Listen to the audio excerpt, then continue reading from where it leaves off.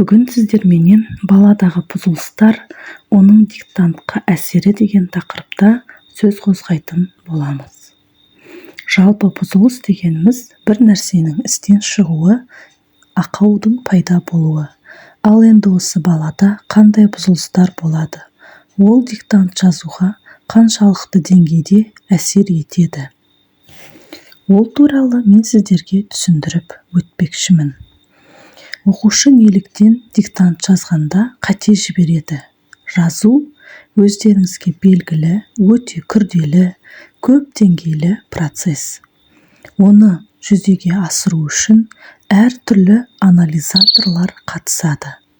Атап айтар болсақ, сөйлеу, қозғалыс, сөйлеу, есту, есте сақтау, зейін, ерік, жігер, тағы да басқа. Балада диктант жазу кезінде әріптерді қалдырып кету, жоқ әріпті қосып жазып қою, немесе әріптерді ұқсас әріптерді шатастырып жазу, осындай қателіктер неден пайда болады? Ол үшін баладағы қандай деңгейдегі бұзылыс екендігін нақтылап алуымыз керек. Жоғарыда аталған қателіктер неден пайда болады? Ол баладағы бұзылыстарға байланысты. Балаларда дислексиялық және дисграфиялық бұзылыстар болады. Бұл екеуі қатар жүретін ұғымдар. Дислексия – оқудың бұзылуы, дисграфия – жазудың бұзылуы. Дислексия мен дисграфия мектеп жасындағы балаларда анық байқалады. Олар мұқият жазуға тырысады, жұмыс жолынан шығып кетпеуге тырысады. Бірақ үнемі олар әдемі жаза бермейді. Түсініксіз, біркелкі емес жазуы мүмкін. Әріптер мен тұтас буындарды жоғалтып алуы мүмкін. Ал мұндай қателіктер уақыт өте келе балаларда практикалық жаттығулар жинақталып, қазақ тілінің ережелерін біле бастаған кезде бұл проблемалар жойылады. Бірақ дегенменен кейбір қателіктер бір күнде күніге қайталанады. Бұл жағдайда біз дисграфия туралы сөз қозғайтын боламыз. Дисграфия 6 және 7 жасқа дейінгі және одан жоғары жастағы балаларда жиі кездесетін грамматика мен жазудың бұзылуы. Ол әртүрлі формада көрінуі мүмкін. Мысалы, дұрыс, қатесіз жаза алмау, хат жазудағы қиындықтар, немесе грамматика мен жазу ережелерін меңгерудегі қиындықтар. Дисграфияның себептері әртүрлі болады. Соның ішінде тұқым қуалаушылық, моторика, көру проблемалары, есте сақтау мен зейіннің бұзылуын да жатқызамыз. Дисграфияны түзету үшін әдетте логопедпен, психологпен және білікті педагог маманымен сабақтарды қамтитын кешенді тәсілді қолдану ұсынылады. Енді осы дисграфияның шығу себептеріне тоқтала кетсем. Жазу бұл бірден бірнеше компоненттер қатысатын көп деңгейлі процесс. Көру, есту, сөйлеу және моторлы жүйелер толығымен қатысады. Өзара әрекеттесу бұзылған кезде жүйелер арасында үйлестіру болмайды. Тек жазбаша ғана емес, сонымен қатар ауызша сөйлеудің бұзылуымен сипатталатын тұрақты бұзылулар пайда болады. Бастауыш сынып оқушылары мен жас өспірімдердегі дисграфияның себептерін екі кіші топқа бөлуге болады. Біріншісі органикалық бұзылыс, екіншісі әлеуметтік психологиялық себеп. Органикалық себептерге мыналар жатады. Перинатальды кезеңде немесе өмірдің алғашқы айларында пайда болған мидың әртүрлі зақымдануы. Жатыр ішілік даму кезіндегі ұрықтың инфекциясы. Бала көтеру кезеңіндегі ананың жаман әдеттері. Жүктілік кезінде ананың күшті дәрілерді себепсіз немесе дұрыс қолданбауы. Мидың механикалық зақымдануына, асфиксияға әкелген туу жарақаттары, шала туылу. Миға әсер ететін жұқпалы аурулар, ауыр ұзақ емделетін соматикалық аурулар нәтижесінде нәрестенің жүйке және физикалық сарқылуын тудырады. Дисграфияның әлеуметтік-психологиялық себептеріне мыналар жатады: отбасы ішіндегі және баланың жақын ортасындағы қарым-қатынастың бірнеше тілде болуы, яғни бұл қос тілді отбасыларға қатысты. Екінші, баланың ата-анасы мен басқа жақын туыстары баланың физикалық және психикалық дамуымен айналыспаған кезде. Сөйлеу қателіктеріне назар аудармау. Бұл педагогикалық немқұрайлылыққа жатады.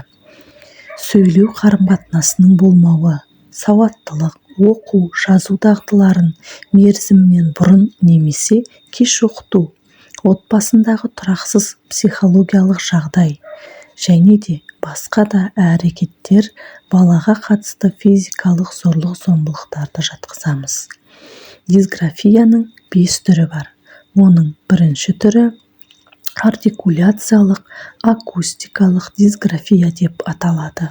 Бала бір дыбысты айта алмайды, жазуда да сол дыбысты жаза алмайды. Ол баланың естіп қабылдауында бұзылыс бар дегенді білдіреді. Өзінің аты айтып тұрғандай, артикуляция айтылуы, акустика естілуі, яғни бала дыбысты дұрыс ести алмағандықтан оны айта да алмайды, айта алмағандықтан жазуда да проблема болады. Дисграфияның екінші түрі акустикалық дисграфия. Бала ұқсас дыбыстарды, яғни сыңар дыбыстарды шатастырады. Ол баланың естуінде бұзылыс бар деген сөз. Мысалы, н мен ң дыбыстарын шатастыру, з мен ж-ны алмастырып жазу. Қаз деп айтудың орнына қаж деп айтады және солай жазып қояды. Егер балада р, ж, з, ш тағы басқа дыбыстар болмаса, міндетті түрде логопед мамандарға жүгініңіздер. Бұны шешудің жолы дауысты дыбысты ажырату жаттығуларының көбірек жасату, музыкалық ритммен буындарды жаттату керек. Сонда ғана баладағы акустикалық дисграфияны толығымен шешуге болады. Дисграфияның үшінші түрі аграмматикалық дисграфия деп аталады. Яғни бала сөз бен сөзді, сөйлемді дұрыс байланыстыра алмайды. Балада жалғаулықтар жоқ. Ол бала жалғауларды дұрыс қоя білмейді. Мысалы, мен мектепке бар, ата-әже келді, мама барам.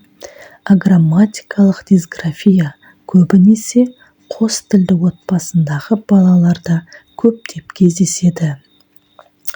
Дисграфияның төртінші түрі оптикалық дисграфия деп аталады.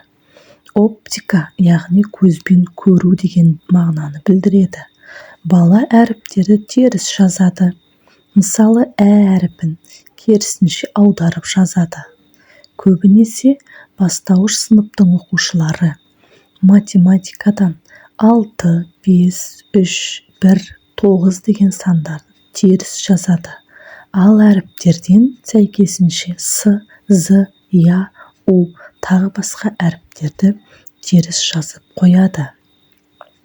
Бесінші дисграфияның түрі тілдік талдау мен жинақтау, яғни анализ синтез деп аталады. Ол дегеніміз сөздерді буындарға, сөйлемдерді сөздерге бөлудің бұзылуымен сипатталады. Дисграфияның бұл түрінде бала әріптер мен буындарды тастап кетеді, немесе қайталап жазып қояды, немесе орындарын ауыстырып қояды. Сөзге қосымша әріптерді жалғап жазады, немесе сөздердің аяқталуын қоспайды.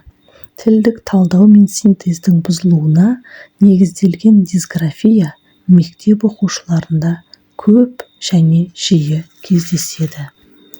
Балалардағы дисграфияның ең айқын белгілері графикалық жағынан ұқсас ш, ш, м, л, и, ш немесе фонетикалық жағынан ұқсас д, т, б, п, ж, ш таңбаларын араластырып, ауыстырып, шатастырып жазып қою, сөздің немесе сөйлемнің құрылымын өзгерту. Бала буындарды, жеке әріптерді ауыстырған кезде фразадағы барлық сөздерді өзгеріп кетеді. Сөз тіркестеріне жоқ әріптер мен дыбыстарды қосады, немесе керісінше оларды жазбайды. Жазу кезінде тән қателіктермен бірге бастауыш сынып оқушыларында дисграфия белгілері болуы мүмкін.